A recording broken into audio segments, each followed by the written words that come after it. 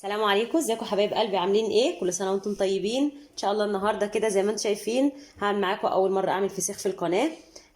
هعمل معاكم الفسيخ بطريقه سهله جدا. هوريكم طريقتي في عمايله. اول حاجه طبعا نجيب السمكه البوري اللي هي تكون بلدي يا بنات. اللي تكون عينها بتلمع كده. ما تجيبوش اللي هي عينيها تكون دبلانه وتيجوا تضغطوا عليها كده تلاقوها ناشفه. وفي نفس الوقت تكون بطنها كده سمينه، شايفين؟ دي الفسيخه البلدي، البوري البلدي اهو. وتكون الخياشيم بتاعتها تفتحوها كده تلاقوها حمرا كده اهي، مش سودا. اهو تفتحوها كده تلاقيها لونها احمر اهي. هنبدا كده بقى بسم الله. قبل ما ابدا في الفيديو، يا ريت كل اللي يشوفوا يعمل لي لايك يا بنات، وتشتركوا في القناه لو عجبتكم، وتفعلوا زر الجرس اللي هيظهر لكم عشان يوصل لكم كل جديد. والاشتراك ده عباره عن ان انتوا تضغطوا على المربع الاحمر اللي بيبقى تحت الفيديو اللي هو علامه اليوتيوب. هبدا كده بسم الله. اول حاجه هتبقى تجيبوا ميه دافيه فتره جدا. كانكم هشيل كده البتاع عشان اجيب ميه بقى فتره كده. كانكم هتحموا كده ايه عيل صغير. يعني اقرب حاجه ان انا افهمكم بيها كانكم بتحموا عيل صغير بالظبط. تكون الميه فتره عشان ما تبوظش السمكه اهي. يعني زي دمعه العين كده اهي يا بنات. تفضلوا كده تجربوا تعملوا فيها لغايه ما توصلوها انها تبقى زي دمعه العين بالظبط اهي. بس كده زي دمعة العين يا بنات. هاخد دلوقتي السمكية وهنزل بيها تحت المية. يستحسن تكون في مصفى عشان لو القشور وقعت ولا حاجة ما تقعش في الحوض وتسده. شايفين خشم حمرا ازاي اهي. انما بقى لما بتكونش بلد يا بنات بتلاقيها بتنزل سواد كده كأنها جايه من مجاري. ده بتبقى مزارع اهي. شايفين منزله دم احمر، مش منزله وسخه خالص اهي. شايفين الدم اللي بينزل ده اهو. تغسلها وتخليها نضيفه وبيضه كده اهي. شايفين تبقى بيضه كده اهو. وهتقوم واقفينها كده وغسلينها وهي واقفه كده، حاسين عليها بالراحه خالص، منزلين اي وسخه عليها اهو. شايفين بقت عامله ازاي اهي. اهي لو فيها دم اي حاجه كده ننزلها. طبعا اللي مبقاش سمكه بلدي ما بتبقاش بالمنظر ده ولا بتلمع كده. شايفين اللمعه بتاعتها؟ شايفين بطنها الخياشيم بتاعتها؟ بس كده خلاص. هغسل كل الكميه بنفس الطريقه ديت وهوريكم هعمل فيها ايه تاني. انتظروني. خلاص يا بنات، غسلته كل الخياشيم كده زي ما انتم شايفين اهي. بقت زي الفل اهي يا بنات. آه دلوقتي معايا حله حاطه فيها مصفى، اي حله عندكم، اي مصفى عندكم. وحاطه فيها منديلين. شايفين يا بنات؟ بصوا، تجيبوا منديل كده وتحطوه في الجنب كده لاننا هنوقف الفسيخه عليها من هنا. هوريكم حاجه نعمل ايه كده. هجيب المصفى كده اهي، وهقوم جايبه البوريه السمكيه اهي. هوقفها على بوزها كده، شايفين اهي؟ تقف كده عشان كل الميه اللي في بطنها شايفين بتنزل ازاي اول ما اوقفها اهي، بتنقط ازاي اهي. هنقوم موقفينها كده، ما تميلوهاش، ما تخيلوش الراس عامله كده مش هتنزل، لا وقفوها كده اهي. شايفين بوزها بينزل ميه دم ازاي اهو؟ لازم تقف على بوزها كده يا بنات اهي اهي. ودي برضو هوقفها كده. شايفين اول ما بتقف على بوزها اصلا بتنزل الدم اللي جوه بطنها، اي ميه جوه بطنها مش عايزه فيها ميه خالص عشان ده اللي بيعمل الريحه الوحشه اهي. وقفتهم كده.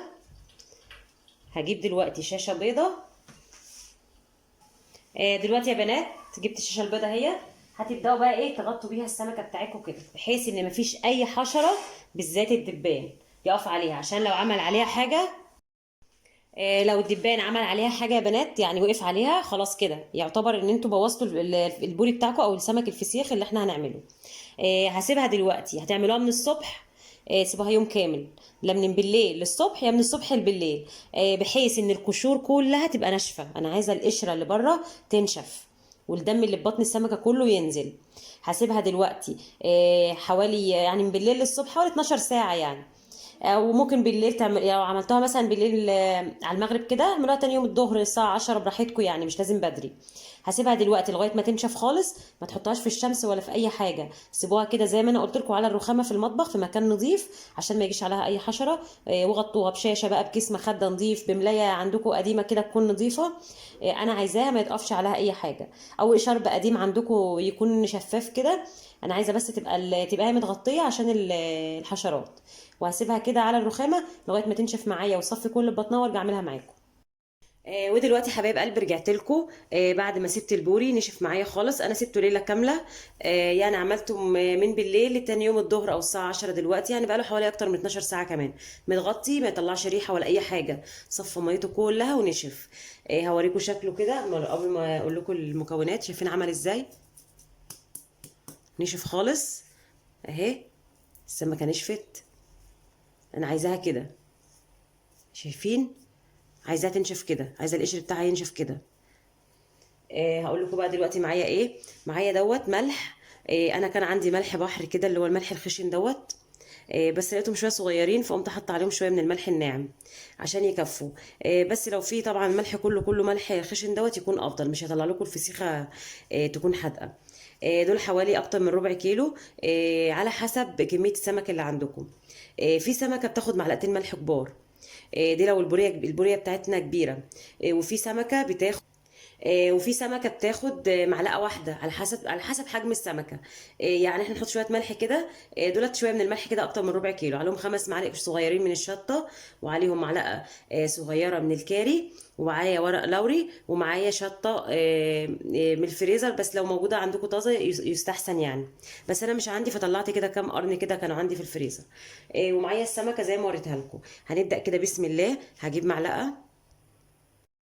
هبدأ دلوقتي هقلب الشطة، شوية شطة حلوين قوي على الكركم. طبعا الكركم مادة حافظة، والشطة طبعا بتمنع نمو البكتيريا ومادة حافظة برضو، والكركم نفس الحكاية. اهو انا هقلب بايدي كده كده، هعمل بايدي. خلي بالكم بقى ايه، عشان انا خلاص الشطة بدأت توصل لمناخيري اهي. شطة جامدة جدا جدا. حاولوا تقلبوها حلوة قوي، مش عايزة الملح يبقى لوحده كده، انا عايزاه هو الشطة حتة واحدة اهو. هبدأ دلوقتي افتح الكيس بتاعي اللي هعملها احطها فيها على طول. احط الكيس كده. هبدأ كده بسم الله. معايا السمكة بتاعتي. صح يا بنات، نسيت اقول لكم حاجة، هجيب منديل الاول. جبت منديل كده يا بنات وبليته ميه دافية من الحنفية، وهبدأ بقى ايه، هاخد كل سمكة كده وهمسح بقها كده يا بنات، مش عايزة عليها اي مية. همسحها كلها كده اهو، اي دم عليها كده بقوم مسحاه، مش عايزة انا السوائل دي خالص. همسحها كلها كده اهو يا بنات، مسحتها. هبدأ دلوقتي برضو هجيب منديل ناشف وهبدأ انشف. منديل بقى قماشة عندكم نظيفة، عشان طبعا في ناس ما بقاش عندها مناديل اهو. هبدأ بقى ايه انشف في المنديل، عشان المنديل كان مندي اهو. شايفين كل الحاجات دي بتطلع اهي، هنشفها كلها كده. خلاص يا بنات نشفت كله. هبدأ بقى اجيب السمكة بتاعتي وبالطول كده وهي واقفة، واعمل عليها كده اهي اهي، عند السلسلة كده اهي. شايفين؟ انا عايزاها تطرى خالص اهي كده، ما تاخدش وقت معايا وتطلع الفسيخة زي العسل. شايفين اللحم اتهرى جوه كله. هعمل معاكم واحدة كمان اهو يا بنات، شايفين اهي اهي. شايفين الحركة دي لازم تتعمل، الخطوة دي لازم تتعمل يا بنات، لازم.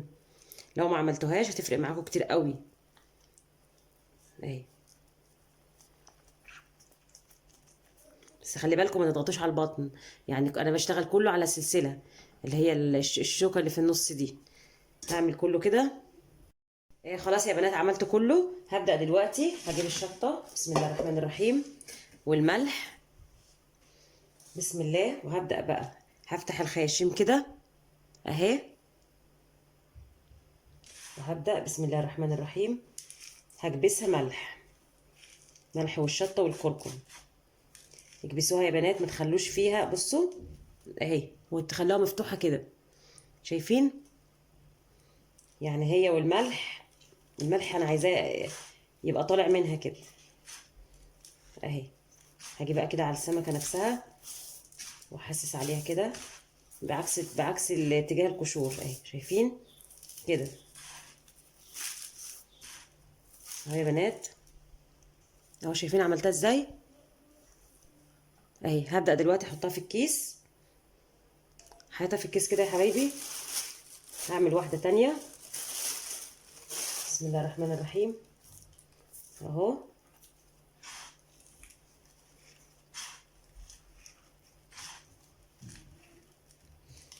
بتكبسوا يا بنات، بتكبسوا عليها جامد، يعني ايه، املوها، املوها مع الضغط، مع الضغط الجامد يعني اهي. شايفين؟ شايفين الخياشيم عامله ازاي مفتوحه من كتر الملح اهي.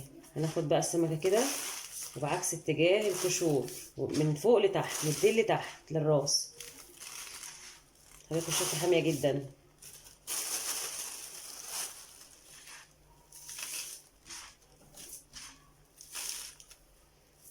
اهو. احط اللي وقع، وهبدا احط واحده عكس التانيه كده، يعني واحده راسها كده وواحده راسها كده.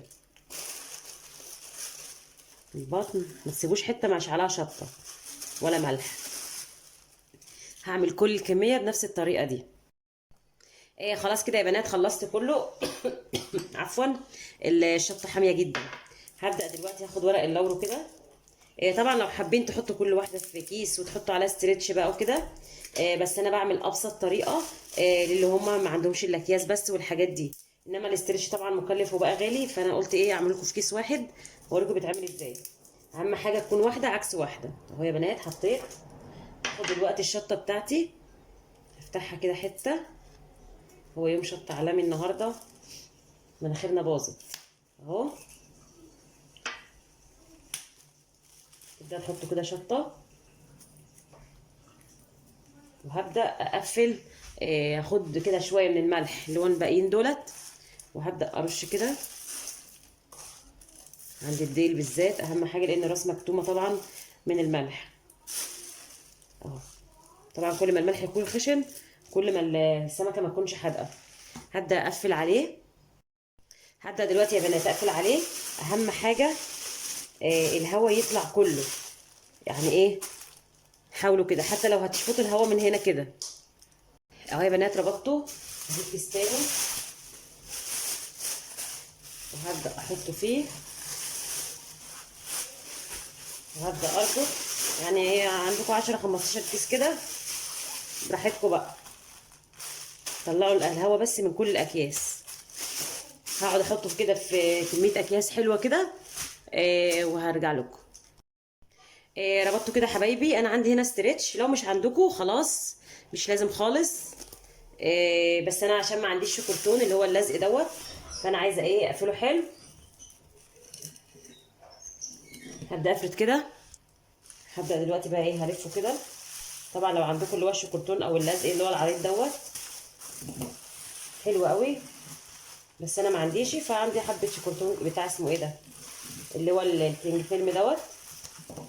هبدا الف بيه كده، الف بالطول وبالعرض.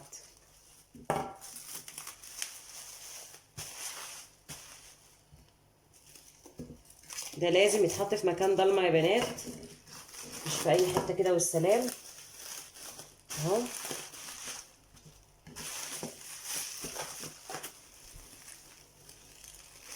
اهو حاولوا تقفلوا حلوه قوي.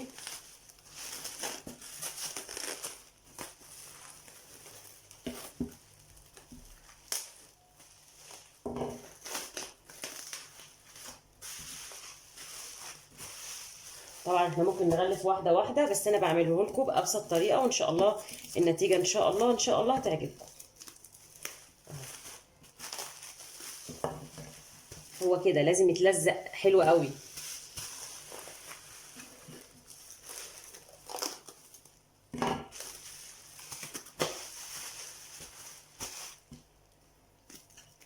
هلزقه كله كده وهرجع اوريه لكم. خلاص كده لفيته، شايفين اهو. هبدأ دلوقتي احطه في كيس كمان. هو مش هيمشي لما يلم لنا كيس البيت كلها اهو. وابدأ اعقده. بسم الله اهو. دلوقتي بقى احطه في كيس اسود كده. بسم الله. وبرده هعقده.